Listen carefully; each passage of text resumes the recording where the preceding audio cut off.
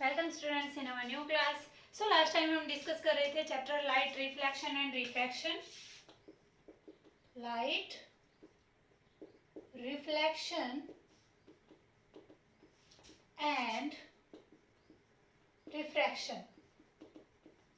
और इस चैप्टर की बेटा हम थ्योरी जो है वो कंप्लीट कर चुके हैं, न्यूमेरिकल पोर्शन जो था वो भी कंप्लीट कर चुके हैं। अब हम इसकी एनसीईआरटी की एक्सरसाइज करेंगे, ठीक है। So let's start from the first question. Your first question is define the principal focus of a concave mirror. Concave mirror की प्रिंसिपल फोकस को आपने एक्सप्लेन करना है, डिफाइन करना है। तो ये हमने थ्योरी में भी बहुत अच्छे से पढ़ा था। तो इसको आप कैसे एक्सप्लेन करोगे? जैसे ये आपके पास कनकेव मिरर है, आपको याद है कि ये हमने सिर्फ एक कर्वेचर बनाया है, बट इसमें से कनकेव या कन्वेक्स को डिफरेंशिएट करने के लिए आपको इसका एक सरफेस जो है पॉलिश करना होता है। और अगर मैं इसका ये वाला हिस्सा जो है पॉलिश कर देती हूँ तो ये अब अपना रिप्रेजेंट करेगा किसको? कनकेव मिरर को रिप्रेजेंट करेगा, राइट। और इसके पोल में से हमने सपोज किया ये क्या पास हो रही है, एक प्रिंसिपल एक्सिस इसके पास हो रही है थ्रू द पोल। अब आपको डिफाइन करना था principal focus of a concave mirror. तो कनकेव मिरर की प्रिंसिपल फोकस को डिफाइन करने के लिए आप क्या कहोगे? If a ray of light comes parallel to the principal axis, अगर कोई ray of light principal axis के पैरेलल जा रही है तो after reflection at which point it will cut the principal focus principal axis, that point is known as principal focus. तो क्या है प्रिंसिपल फोकस की डेफिनेशन? जब कोई incident ray parallel to the principal axis, ये क्या है अपनी प्रिंसिपल एक्सिस है, प्रिंसिपल एक्सिस। जब कोई ray of light, incident ray of light parallel to the principal axis आती है एंड आफ्टर रिफ्लेक्शन, रिफ्लेक्शन के बाद ये प्रिंसिपल एक्सिस के जिस पॉइंट पर कट करेगी उस पॉइंट को हम क्या कहेंगे? प्रिंसिपल फोकस कहेंगे, ठीक है। तो अगर आपका ये एक मार्क्स में अगर क्वेश्चन आता है तो आपको इतना ज्यादा एक्सप्लेन करने की जरूरत नहीं है, आप जस्ट इसकी डेफिनेशन देंगे कि क्या लिखेंगे आप इसकी डेफिनेशन में? When a incident ray of light comes parallel to the principal axis and after reflection from the mirror, at which point it will cut the principal axis, that point is known as principal focus of the concave mirror, right? Okay. So moving to the next question, ये अपना first question था। second question की तरफ चलते हैं। second है the radius of the curvature of a spherical mirror is 20 centimeter. What is its focal length? Okay. तो इसमें आपको दिया है क्या है? given radius of curvature of a spherical mirror is 20 centimeter. आपको r की वैल्यू दी है 20 centimeter and you have to calculate its focal length. आपको क्या फाइंड आउट करना है? focal length फाइंड आउट करना है। वेरी सिंपल क्वेश्चन है ये। और हरियाणा बोर्ड, HBSC बोर्ड के एग्जाम पॉइंट ऑफ व्यू से अगर हम देखें तो ये 2 नंबर का क्वेश्चन वहां पर आ सकता है, ठीक है। r और f के बीच में रिलेशन पे एक छोटा सा न्यूमेरिकल आपका अक्सर दे देते हैं, तो आप इसको अच्छे से करेंगे। अब r आपको दे रखा है, f आपको फाइंड आउट करना है। You know the relation between r and f, what is it? f is equal to r by 2। अगर आपको ये रिलेशन पता है तो 2 सेकंड का क्वेश्चन है आपके लिए। r is equal to 20 centimetre given था, you have to calculate f, then you will write that we know that f is equal to r by 2। आप लिखोगे कि हम जानते हैं क्या f is equal to r by 2 होता है। So by putting the values of r you will get f is equal to 10 centimetre. आपका f कितना आ जाएगा? 10 सेंटीमीटर आ जाएगा, right. Moving to the next question, name a mirror that can give an erect and enlarged image of an object. अब देखो, अब इस question में आपसे पूछा गया है कि एक ऐसे मिरर का नाम बताओ जो आपको erect means Sidhi and enlarged image, बहुत बड़ी ऑब्जेक्ट के कंपैरिजन में उसका साइज, इमेज का साइज जो है बड़ा होना चाहिए, ऐसे टाइप के मिरर का आपको नाम बताना है, ठीक है बेटे। अब देखो, जैसा हमने थ्योरी पोर्शन में स्टडी किया है, जो अपना कनकेव मिरर था वो अपनी रियल इमेज भी बनाता है और वर्चुअल इमेज भी बनाता है। And you know very well कि जो भी आपके पास वर्चुअल इमेज होंगी वो हमेशा कैसी होंगी? इरेक्ट होंगी। और जो भी आपके पास रियल इमेज है वो सारी क्या होंगी? इन्वर्टेड होंगी, ठीक है। ये हमने स्टडी कर रखा है। अब आपने देखा था कि जो कनकेव मिरर है वो अपनी रियल भी और वर्चुअल भी दोनों टाइप की इमेज बनाता है, बट जो कन्वेक्स मिरर है वो केवल और केवल कैसी इमेज बनाता है? वर्चुअल इमेज बनाता है। मींस इरेक्ट तो वो बनाता है, बट वो जो कन्वेक्स मिरर है वो यहाँ पे सारी कंडीशन अपनी फुलफिल नहीं कर रहा। इसने इरेक्ट कहा है इस क्वेश्चन में, तो इरेक्ट तो वो बनाता है नो डाउट, बट जो कन्वेक्स मिरर इमेज बनाता है ना बेटा, वो साइज उसका क्या होता है? डिमिनिश्ड होता है, बहुत ही स्मॉल साइज होता है उस इमेज का। बट यहाँ पे आपसे पूछा गया कि इरेक्ट भी इमेज होनी चाहिए और एनलार्ज भी होनी चाहिए। तो इस केस में इरेक्ट एंड एनलार्ज्ड ये दोनों कंडीशन अगर आपको फुलफिल करनी है तो इसके लिए आप उस मिरर का नाम क्या बताओगे, कनकेव मिरर बताओगे। क्या बताओगे, कनकेव मिरर, राइट। और कनकेव मिरर में भी स्पेशल कंडीशन आपको मेंशन करनी पड़ेगी, क्योंकि जो कनकेव मिरर है वो रियल इमेज बनाता है, केवल और केवल एक कंडीशन पर वो अपनी वर्चुअल इमेज बनाता है। Virtual and enlarged image, erect and enlarged image केवल एक ही कंडीशन पर बनाता है, जब अपना ऑब्जेक्ट कहां पर हो, when the object is between P and F. F क्या है, फोकस है, और P क्या है, पोल है। पोल और फोकस के बीच मींस यहाँ पे इस पोजीशन के बीच में अगर कहीं पर भी अपना ऑब्जेक्ट होगा तो वो इसकी इमेज बनाएगा बिहाइंड द मिरर, और बिहाइंड द मिरर वो अपनी इमेज क्या हो जाएगी, वर्चुअल एंड इरेक्ट हो जाएगी। ठीक है, तो इसके लिए जस्ट आपको इसका नाम बताना था, नाम इसका क्या आ जाएगा, कनकेव मिरर आ जाएगा, right. Question number 4, question number 4 क्या कहता है, why do you prefer a convex mirror as a rear view mirror in vehicles. जो कन्वेक्स मिरर है उसको आप रियर व्यू, बैक साइड का व्यू देखने के लिए व्हीकल्स वगैरह में क्यों प्रेफरेंस देते हो उसको लगाने के लिए। तो कन्वेक्स मिरर ही क्यों यूज किया जाता है, उसके लिए स्पेशल से पॉइंट आप मेंशन कर सकते हो। कैसे, आपको पता है बेटा जो कन्वेक्स मिरर था, अभी जैसे हमने 2 सेकंड पहले जो लास्ट क्वेश्चन था उसमें भी हमने डिस्कस किया, जो कन्वेक्स मिरर है वो हमेशा कैसी इमेज बनाता है, वर्चुअल बनाता है। वर्चुअल इमेज कैसी होंगी, इरेक्ट होंगी। तो कन्वेक्स मिरर को आप क्यों यूज करते हो, रियर व्यू देखने के लिए, कहां पर, व्हीकल्स में। क्यों, क्योंकि ये इमेज कैसी बनाता है, इरेक्ट बनाता है, मींस सीधी इमेज बनाता है।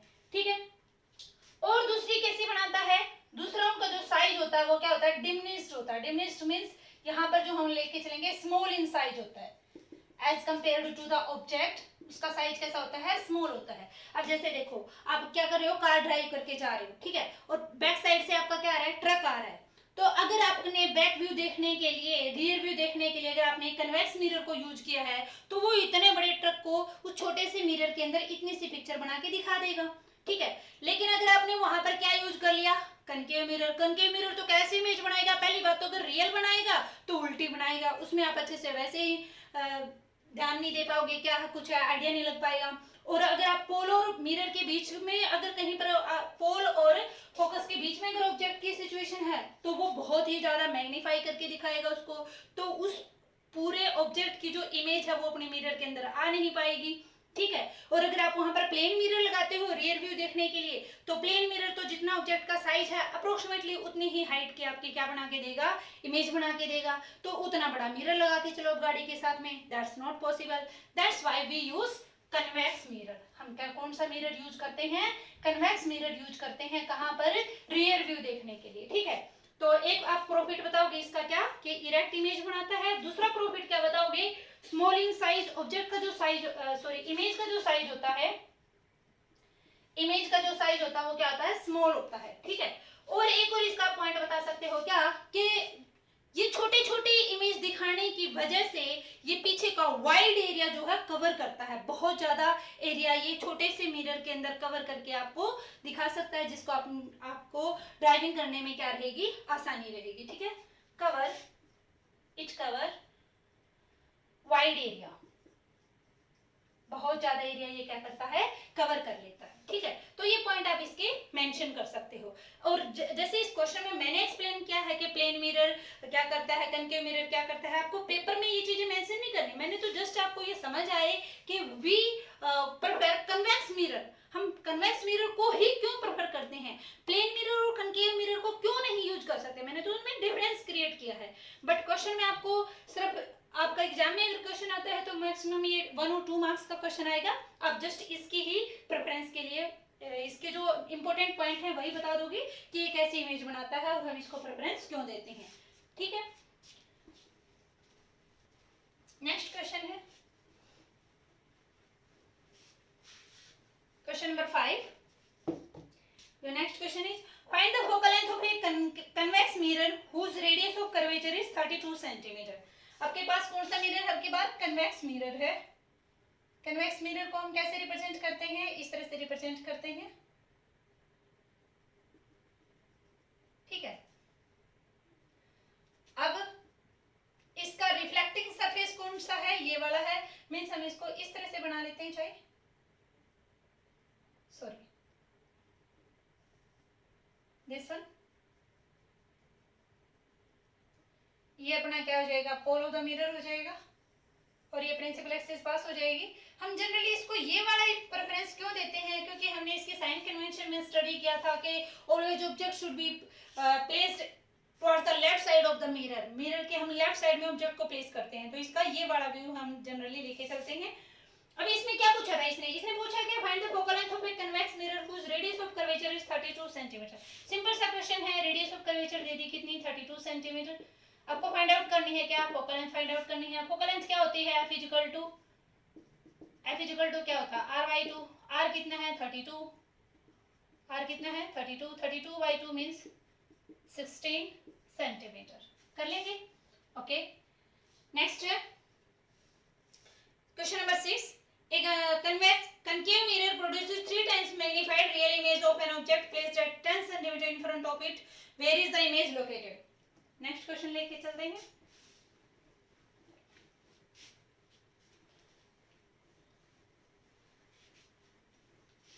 अब जैसे आपके पास ये क्वेश्चन था, इसमें अगर साइन कन्वेंशन की बात की जाए तो इसका जो सेंटर ऑफ कर्वेचर होगा वो किधर होगा? इस साइड होगा। तो इसकी जो इंसिडेंट रे है वो ये है। फोकल लेंथ अगर हम इसकी मेजर करेंगे तो वो किधर होगी? Towards the direction of the incident ray. Incident ray की डायरेक्शन की तरफ है, तो इसके फोकल लेंथ क्या आ जाएगी? पॉजिटिव आ जाएगी। तो यहाँ पे आप साइन भी इसका कैसा लेके चलोगे? पॉजिटिव लेके चलोगे। और जो आपका क्वेश्चन था कौन सा? क्वेश्चन नंबर सेकंड में आपको कौन सा मिरर दिया गया है? सेकंड में स्फेरिकल मिरर दिया है, कोई स्पेशल इसने टाइप बताई नहीं थी, तो उसको आप डायरेक्टली सोल्व कर दो without any sign convention, okay. So question number 6, a concave mirror produces 3 times magnified real image of an object. अब देखो पहली बात, इस क्वेश्चन में क्या क्या डाटा गिवन है, जो इंपॉर्टेंट पॉइंट हम वो निकाल के रखते हैं। मिरर कौन सा भाई? कनकेव मिरर बताया इसने। कनकेव मिरर इमेज कैसी बना रहा है? रियल इमेज बना रहा है। और बात किसकी कर रहा है? मैग्निफिकेशन की। मींस इतना सारा स्टेटमेंट पढ़ते ही आपके माइंड में फटाफट ये फॉर्मूला दौड़ जाना चाहिए, ठीक है। अब इसमें से देखो इसने क्या क्या डाटा दिया अपने को। इसने कहा कि a concave mirror produces 3 times magnified real image. 3 times magnified means अगर अपना ये H1 है तो ये जो होगी वो कितनी होगी? 3 टाइम्स ऑफ H1 होगी। ऑब्जेक्ट से 3 गुना ज्यादा मैग्नीफाई करके वो इमेज को दिखा रहा है। और इसने क्या बताया है? इसने कहा कि इमेज कैसी है? रियल है। रियल इमेज कहाँ बनती है? हमेशा बिलो द प्रिंसिपल एक्सिस बनती है। और जो भी ऑब्जेक्ट जो भी हाइट आप below the principal axis measure करते थे उन सभी का साइन आप कैसा लेके चलते थे? नेगेटिव लेके चलते थे, ठीक है। तो इसलिए मैं यहाँ पर कैसा साइन लगाऊंगी? नेगेटिव लगाऊंगी। -v/, ये फॉर्मूला था। अब इसने आगे और भी कुछ डाटा दिया है, वो देखते हैं क्या दिया है। 3 times magnified real image of an object placed at 10 centimeter in front of it. Where is the image located? अब जो ऑब्जेक्ट है, ऑब्जेक्ट के बारे में इसने बताया कि ऑब्जेक्ट इसके 10 सेंटीमीटर सामने रखा गया है। 10 सेंटीमीटर है, ये कनकेव मिरर था। और कनकेव मिरर के 10 सेंटीमीटर इन फ्रंट मींस यहाँ पर 10 सेंटीमीटर पे रखा गया है ऑब्जेक्ट आपका, मींस यहाँ पर रखा गया है। इंसिडेंट रे की डायरेक्शन ये होगी। पोल से आप इसका डिस्टेंस मेजर करते वक्त इस साइड आओगे तो इंसिडेंट रे से अपोजिट डायरेक्शन में जा रहे हो, मींस इस साइन को आपने क्या लेके चलना पड़ेगा? नेगेटिव लेना पड़ेगा। जो u की वैल्यू हो कैसे लेके चलोगे? -10 लेके चलेंगे, ठीक है बेटे। अब आपको कैलकुलेट क्या करना था? इमेज कहां पर बनेगी ये आपको फाइंड आउट करना था। So H1 should be cancel out. -3 is equal to -v/-10, minus से माइनस कैंसिल आउट और 10 इस साइड जाके मल्टीप्लाई में, तो -30 इक्वल टू v। v की वैल्यू क्या आई है आपके पास? -30 आई है। v इक्वल टू -30 सेंटीमीटर, ठीक है। अब माइनस साइन यहाँ पर क्या रिप्रेजेंट कर रहा है? माइनस साइन आपका क्या रिप्रेजेंट करेगा? इट मींस जो आपकी इमेज बनी है वो इन फ्रंट ऑफ द मिरर बनी है। कहाँ बनी है आपकी image? In front of the mirror बनी है। इमेज बनी कैसे है वो तो इसने पहले ही बता ही दिया था। चलो, रियल इमेज बन रही है। रियल इमेज कहाँ बनेगी? बिलो द प्रिंसिपल एक्सिस बनेगी, राइट। तो यहाँ से आप इसके बारे में ये बात बता सकते हो कि v अपनी इमेज बनेगी -30 सेंटीमीटर पर, और इमेज जो बन रही है अपनी वो इन फ्रंट ऑफ द मिरर बनेगी, ठीक है, क्योंकि रियल इमेज हमेशा ही कहाँ बनती है, इन फ्रंट में बनती है, और कनकेव मिरर के केस में जो आप हमारी वर्चुअल इमेज बनती है वो बिहाइंड द मिरर बनती है, केवल एक ही केस में बनेगी वो भी। So moving to the next question, question number 7। Question number 7 में क्या कहा है, a ray of light travelling in air enters obliquely in water, does the light ray bend towards the normal or away from the normal, why. अब देखो ये question हमने theory में भी बहुत अच्छे से पढ़ा है। जैसे हमने यहाँ पर मान लिया अपना एयर है, ये क्या मान लिया हमने, वाटर मीडियम मान लिया है। अब इसने यूं कहा है कि अगर लाइट अपनी एयर से वाटर में जा रही है, एंटर कर रही है, तो क्या ये अपने पाथ से डेविएट होगी, बेंड होगी अपने पाथ से या नहीं। अब इतना तो हमें सीधा सा पता भी है, थ्योरी में हमने स्टडी कर रखा है कि when a ray of light goes from rare medium to denser medium, then it will bend towards the normal. ये किधर बेंड हो जाएगी, टुवर्ड्स द नॉर्मल बेंड हो जाएगी। बट अगर आप इसको थोड़ा सा और डिटेल में दोबारा से रिपीट करना चाहें तो कर सकते हैं। ये हमने मान लिया एक इंसिडेंट रे थी, एयर में से आई है और वाटर में जाएगी। अब आपसे इस क्वेश्चन में ये पूछा गया है कि ये एयर में से जब आई और वाटर में एंटर कर रही है, तो ये क्या सीधी चली जाएगी या फिर अपने पास से क्या होगी, बेंड होगी। Does the light bend towards the normal or away from the normal, bend होगी तो ये इसको जाना तो ऐसे सीधा चाहिए था, बट क्या ये इधर आएगी या इस नॉर्मल से दूसरी तरफ बेंड होगी, किस तरफ जाएगी आपको बताना है। तो आपने थ्योरी में इसको कैसे स्टडी किया था, हमने थ्योरी में स्टडी किया था कि म्यू इक्वल टू क्या होता है, sine i by sine r from Snell's law, ये स्टडी कर रखा हमने। और म्यू इक्वल टू, म्यू क्या है यहाँ पे, रिफ्रैक्टिव इंडेक्स, क्या है म्यू, रिफ्रैक्टिव इंडेक्स, और इसकी वैल्यू क्या थी, c बाय v थी। c क्या है, speed of light in vacuum और एयर, ये v क्या है, speed of light in water या मीडियम। अब देखो mu equal to c by v है, mu equal to sine i by sine r है, तो इसको हम क्या लिख सकते हैं, c by v equal to sine i by sine r, ये लिख सकते हैं। अब आपको पता है कि जो स्पीड ऑफ लाइट है वो वैक्यूम में ज्यादा होगी as compared to the medium, medium में क्या हो जाएगी, कम हो जाएगी। देखो उसका रोड का एग्जांपल हमने दिया था कि अगर जो अपना रोड है वो वहां पे रश ज्यादा है, भीड़ ज्यादा है, तो वहां पे एक तो आप वहां पर रेस लगाओ और एक बिल्कुल एम्प्टी रोड पर लगाओगे, तो किसमें डेफिनेटली आपकी स्पीड ज्यादा होगी, जो एम्प्टी रोड है वहां पर। तो सेम केस होता है लाइट के साथ, जब लाइट एयर में ट्रेवल करेगी तो इसकी स्पीड क्या रहेगी, ज्यादा as compared to the medium. तो ये जो क्वांटिटी है अपनी, ये क्या आ जाएगी, ग्रेटर देन 1 आ जाएगी, ये क्या आ जाएगी, ग्रेटर देन 1, ठीक है। और अगर ये क्वांटिटी अपनी ग्रेटर देन 1 है तो sine i by sine r भी ग्रेटर देन 1 होगा, sine i by sine r ये भी क्या हो जाएगा, ग्रेटर देन 1। और अगर हम इन एंगल्स को बहुत ही स्मॉल कंसीडर करके चलें, तो हमने मैथ में सीख रखा है कि अगर अपने एंगल जो हैं वेरी स्मॉल हो, if angles I and R, if angles I and R are very small, अगर ये एंगल बहुत ही छोटे छोटे हों तो साइन आई को आप अप्रोक्सीमेटली इक्वल मान के चल सकते हो, किसके, सिंपल आई के। तो हम इनको क्या लिख देंगे, 1 is less than i by r, तो ये आर अब इस साइड आ जाएगा और ये आई इधर आ जाएगा। तो आपके पास रिजल्ट क्या आया कि जो एंगल आई है, जो एंगल आई है वो ज्यादा है किससे, एंगल आर से। अब देखो सीधी सी बात है, अगर ये लाइट ऐसे सीधी निकलेगी तो एंगल आई और एंगल आर दोनों क्या होंगे, इक्वल होंगे। बट यहाँ पर आपको जो एंगल आर है उसे क्या करना है, कम करना है। एंगल आर कब कम हो सकता है, जब ये रे ऑफ लाइट इस डायरेक्शन में बेंड होगी, means towards the normal bend होगी, ठीक है बेटे। तो अगर ये आपका क्वेश्चन आता है 3 मार्क्स का तो आप इसको पूरा इस तरह से एक्सप्लेन करेंगे। अगर क्वेश्चन आपका 1 नंबर का तो आप इसको सीधा लिख देंगे कि when a ray of light goes from air to water then it will bend towards the normal, ठीक है। और रीजन अगर इसके लिए लिखना चाहें तो लिख दोगे because the speed of light in water becomes, the speed of light in water decreases as compared to the air, ठीक है। ओके और अगर 3 नंबर का आता है तो फुल्ली आप इसको रिफ्रैक्टिव इंडेक्स का और sine i by sine r का फुल एक्सप्लेनेशन देके फिर एक्सप्लेन करेंगे, ठीक है। Okay next question, light enters from air to glass having refractive index 1.5. What is the speed of light in glass? The speed of light in vacuum is 3 into 10 raised to the power 8 metre पर second. Next question में क्या दिया है, हम question number 8 को discuss कर रहे हैं। क्वेश्चन नंबर 8 में दिया गया है क्या, light enters from air to glass. अब की बार आपको दिया गया है कि जो लाइट है वो एयर से कहां पर एंटर कर रही है, ग्लास में एंटर कर रही है। कहां एंटर कर रही है, ग्लास में। इसको जाना ऐसे सीधा चाहिए था, but it will bend towards the normal. ठीक है, ये एंगल आई है और ये एंगल क्या है, एंगल आर।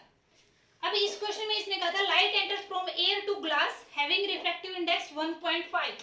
इस ग्लास के अंदर जब ये एंटर कर रही है जिसका रिफ्रैक्टिव इंडेक्स कितना है 1.5, तो आपसे पूछा है कि इसकी स्पीड उस टाइम पर कितनी होगी, what is the speed of light in glass. और जो एयर है, जो वैक्यूम है, वहां पर इसकी स्पीड दे रखी है कितनी, 3 into 10 की पावर 8 मीटर पर सेकेंड। ठीक है, अब आपको v की वैल्यू कैलकुलेट करनी है। ठीक है बेटे, तो मैंने आपको क्या सिखाया कि जो रिफ्रैक्टिव इंडेक्स होता है म्यू, वो किसके इक्वल होता है, c बाय v के इक्वल होता है। रिफ्रैक्टिव इंडेक्स क्या था, it is the ratio of speed of light in vacuum to the speed of light in the medium. इसके बारे में हमने स्टडी किया था कि जिस भी मटेरियल का रिफ्रैक्टिव इंडेक्स जितना ज्यादा होगा वो मीडियम उतना ही ऑप्टिकली ज्यादा डेंसर होगा, और उस मीडियम के अंदर उतनी ही कंपेरेटिवली वहां पर जो स्पीड ऑफ लाइट है वो क्या हो जाएगी, उतनी ही डिक्रीज हो जाएगी। ठीक है, जितना ज्यादा डेंसर मीडियम होगा। ओके, तो c की वैल्यू कितनी दे रखी है आपको, 3 into 10 की पावर 8, और जो v की वैल्यू है वो आपको कैलकुलेट करनी है। म्यू की वैल्यू आपको गिवन है कितनी है, 1.5। So you will put all the values. 1.5 is equal to 3 into 10 की पावर 8, 3 into 10 की पावर 8 है डायरेक्ट, 3.8 नहीं, और बाय में v, you have to calculate the value of v, then 3 by 1.5 into 10 raised to the power 8, and 1.5 2 ja 3 means 2 into 10 raised to the power 8 meter per second will be the velocity of light या speed of light in glass. ठीक है, that you have to calculate, right? Next question है, find out from the table 4.3 the medium having highest optical density, also find the medium with lowest optical density. इसके लिए बेटा आप अपनी book खोलेंगे एक बार, और उस बुक के अंदर 4.3 टेबल आपको गिवन है। उस टेबल के बेसिस पर यहाँ से 3-4 क्वेश्चन आपसे पूछे जाएंगे।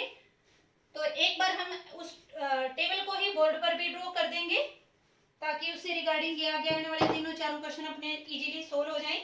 तो इस टेबल में आपको डिफरेंट मीडियम दे रखे हैं, और उन मीडियम का रिफ्रैक्टिव इंडेक्स आपको गिवन है। टेबल नंबर 4.3, यहाँ पर रिफ्रैक्टिव इंडेक्स दे रखा है, यहाँ मीडियम दे रखा है। जैसे फर्स्ट मीडियम आपको दे दिया एयर, एयर का रिफ्रैक्टिव इंडेक्स आपको गिवन है 1.003। सेकंड नंबर पर है आइस, आइस का रिफ्रैक्टिव इंडेक्स है 1.31। थर्ड पे है वाटर, वाटर का रिफ्रैक्टिव इंडेक्स है 1.33। फोर्थ पे है अल्कोहल, अल्कोहल का है 1.36। फिफ्थ पे है सल्फ्यूरिक एसिड, इसका रिफ्रैक्टिव इंडेक्स है 1.43। सिक्स्थ पे है केरोसिन, केरोसिन का है 1.44। क्वेश्चन नंबर 7 नंबर पे है फ्यूज्ड क्वार्ट्ज,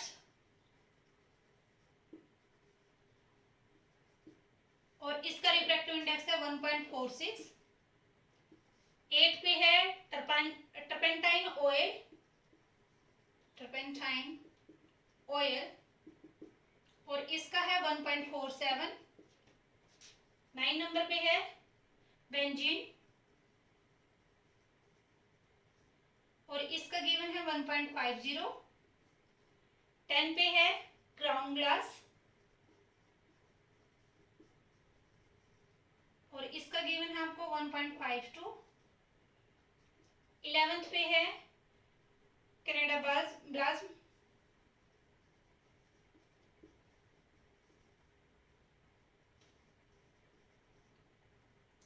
इसका गिवन है 1.53, बाकी टेबल में यहाँ ड्रॉ कर रही हूँ। 12th नंबर पर है रॉक साल्ट, इसका रिफ्रैक्टिव इंडेक्स है 1.54, and after then carbon disulphide,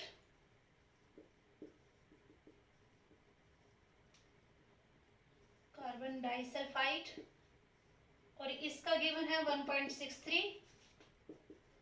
14 पे है डेंस फ्लिंट ग्लास,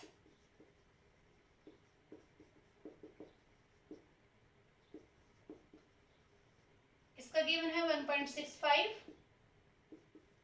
और 15 पे है रूबी, इसका गिवन है 1.71, और 16 पे है सफायर,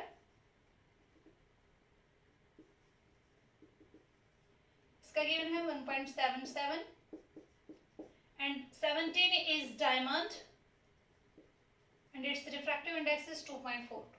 ओके, तो ये टेबल आपको बुक में दे रखी है। अब इस टेबल में आपको क्या क्या टेबल से रिगार्डिंग आपको जो क्वेश्चन दिए, क्वेश्चन नंबर 9 पे थे हम।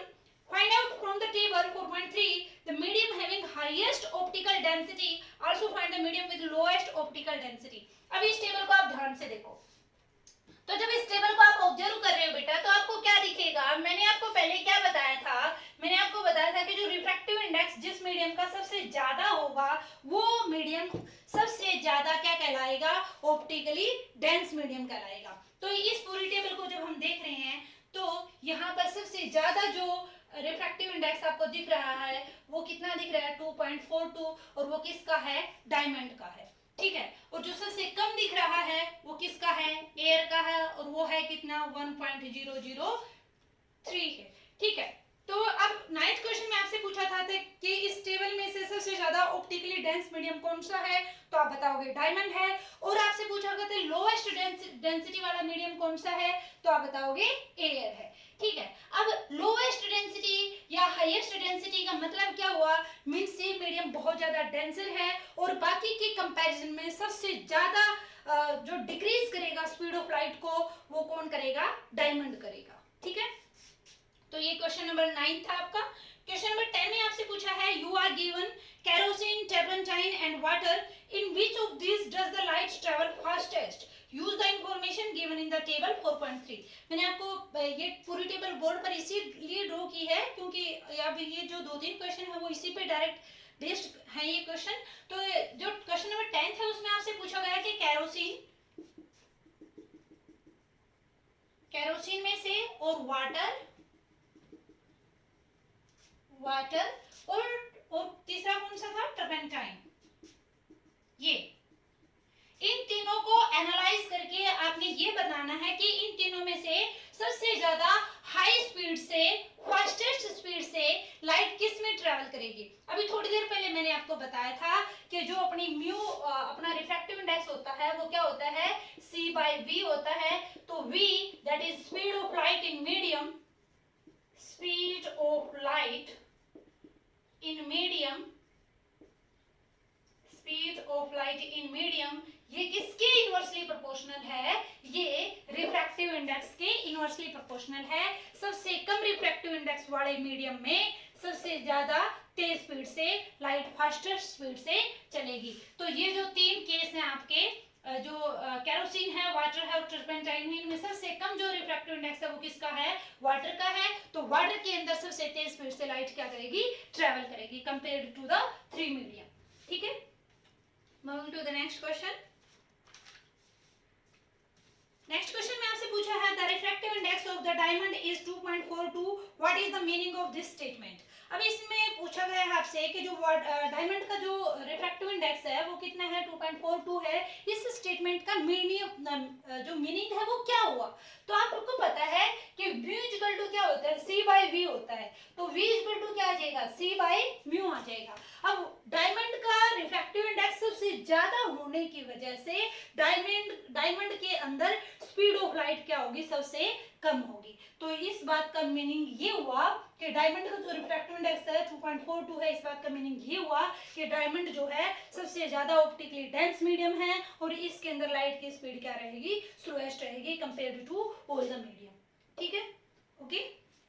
नेक्स्ट क्वेश्चन है define one dioptre of a lens.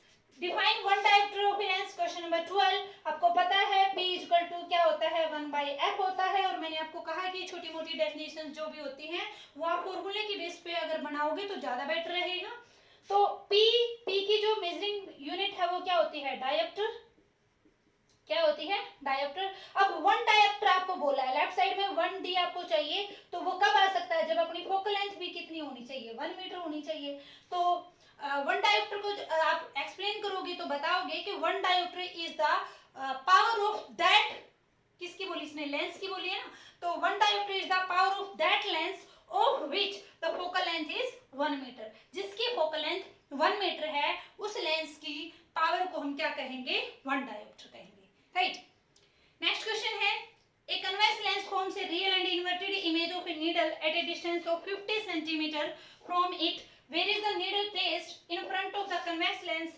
If the image is equal to the size of the object, also find the power of the lens.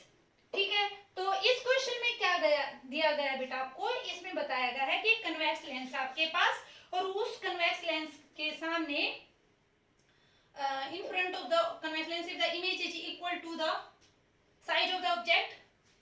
जो convex lens आपको given है convex, इसमें आपको और डाटा ये दिया गया कि जो साइज ऑफ द ऑब्जेक्ट है वो, जो साइज ऑफ द इमेज है वो किसकी इक्वल आ रही है, साइज ऑफ द ऑब्जेक्ट की इक्वल आ रही है। और इसमें आपको बताया गया real and inverted image of a needle at a distance of 50 centimetre from it. Where is the needle be placed, means object ऑब्जेक्ट कहां पर रखना है ये तो बताना है। और v की जो दूरी है वो आपको बता रखी है। इसने कहा था कि convex lens forms a real and inverted image. Lens कौन सा दे दिया, कन्वेक्स। इमेज कैसी बना रहा है, रियल और इन्वर्टेड। ऑब्जेक्ट कहां पर रखें ये पूछा है। इमेज कहां पर बना रहा है, 50 सेंटीमीटर पर। इमेज कहां पर बना रहा है, 50 सेंटीमीटर पर। ठीक है, अब लेंस कौन सा है, कन्वेक्स लेंस है। थोड़ा सा एक बार रफली डायग्राम अगर मैं बनाऊं आपका तो आपके माइंड में आ जाएगी ऑब्जेक्ट यहाँ पर है, रियल इमेज कहाँ पर बनेगी, जब आपका ऑब्जेक्ट कहाँ पर, इमेज कहाँ बन रही हो, आपकी राइट साइड में बन रही होगी। ठीक है, तो ये अपनी रियल इमेज है। रियल इमेज इधर बनने का मतलब क्या हुआ, आप ऑप्टिकल सेंटर से डिस्टेंस को मेजर करोगे तो ये डिस्टेंस आप कैसा लेके चलोगे, पॉजिटिव लेके चलोगे। इसलिए रफली से डायग्राम से आपको ये पता चल जाए कि v का साइन हमने कैसा लेना है। ठीक है, अब आगे इसने क्या कहा, in front of it if the image is equal to the size of the object also find the power of the lens. आपको इसकी पावर भी कैलकुलेट करनी है। और इसने कहा कि h2 is equal to h1 है, h2 is equal to h1 है, ये आपको गिवन है। और अब आपको u और p इसके बेसिस पर फाइंड आउट करने हैं। तो याद करो आपने क्या सीखा था, आपने सीखा था कि magnification of a convex lens is equal to m is equal to h2 by h1 is equal to v by u। पढ़ा था ये अगर आपने पढ़ा था तो बेटे h2 क्या था, height of the image. h1 क्या था, हाइट ऑफ द ऑब्जेक्ट। अब h2 क्या है, रियल इमेज है। रियल इमेज है, बिलो द प्रिंसिपल एक्सिस होगी, बिलो द प्रिंसिपल एक्सिस होगी, साइन कैसा लेके चलोगे, इसका नेगेटिव। और ये दोनों सेम है तो इन दोनों को हमने क्या मान लिया, h मान लिया। Minus h by h is equal to v। v कितना है, 50 और बाय में u। तो u की वैल्यू क्या आ जाएगी, इस तरह से आपके पास u is equal to minus 50, 1 से 1 h से h cancel, -1 minus u equal to 50, u equal to क्या आ जाएगा, -50 सेंटीमीटर। ठीक है, एक तो आप इसको बाय द फॉर्मूले की हेल्प से आप इसको कैलकुलेट करो, या आपको सीधा भी पता है कि कन्वेक्स लेंस के केस में अपनी जो हाइट ऑफ द इमेज और हाइट ऑफ द ऑब्जेक्ट दोनों सेम, केवल एक ही सिचुएशन पर आते हैं जब अपना u जो ऑब्जेक्ट है वो कहां पर रखा गया हो, 2f पर रखा गया हो। और उस टाइम पर जो अपना अगर 2f पर ऑब्जेक्ट रखा है तो जो अपनी v है वो भी कहाँ पर बनेगी, 2f पर ही बनेगी। तो आप यहाँ से सीधा भी इसको बता सकते हो। और u हमेशा लेफ्ट साइड में रखा जाता है, तो इसका साइन आप कैसा लेके चलोगे, माइनस लेके चलोगे, ठीक है। तो डायरेक्ट थ्योरी के बेसिस पर भी आप इसको कर सकते हो, और मैथमेटिकली अगर आपको कैलकुलेट करना हो तो वहां से भी हम इसको कैलकुलेट कर सकते हैं, ठीक है। अब देखो भाई, u की वैल्यू अपने पास कितनी आई है, -50 आई है। u की वैल्यू कैसे आई है, -50। तो f इसकी कितनी आ जाएगी, u = 2f है, तो f कितनी आ जाएगी, 25 सेंटीमीटर आ जाएगी। f आपकी कितनी आ जाएगी, 25 सेंटीमीटर। अब आपको और क्या फाइंड आउट करना था, पावर फाइंड आउट करनी। क्या फाइंड आउट करनी है, पावर। f आपने कैलकुलेट कर ली है, अब आपको पावर फाइंड आउट करनी है। You know the formula, p = 1/f। So by putting the value of 1/25। अब आपको ये बात याद रखनी है कि जब आप f को सेंटीमीटर में लेके चलते हो, when f is in centimeter, then we will write here 100। हम यहाँ पे क्या लेके चलते हैं, 100 लेके चलते हैं। और इस तरह से जो आपकी पावर है वो कितनी आ जाएगी, 4d, 4 डायोप्टर, ठीक है बेटे।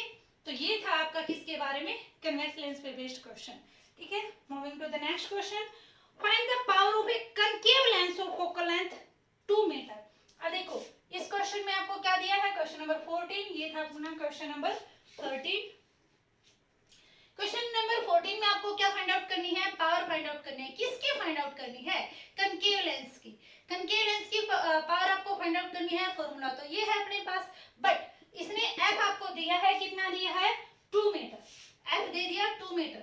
अब आपको ये पता है भाई कि जो focal length of a concave lens होती है वो क्या होती है, नेगेटिव होती है। तो उस तरह से अगर इसकी फोकल लेंथ नेगेटिव है तो power of a concave lens भी क्या रहेगी, नेगेटिव रहेगी, ठीक है। तो p = कितना आ जाएगा, -1/2, that is equal to 1/f होता है, f की वैल्यू -2 है तो -2 हमने पुट की, that is equal to -0.5 dioptre, ठीक है। कन्वेक्स लेंस की पॉजिटिव होती है तो यहाँ पे हम फोकल लेंथ पॉजिटिव लेके चलेंगे, और पावर भी इसकी क्या आ जाएगी, पॉजिटिव आ जाएगी, ठीक है। So that's all about the in text question of the chapter light reflection and refraction. In next lecture we will discuss the NCERT exercises questions, okay. So thank you.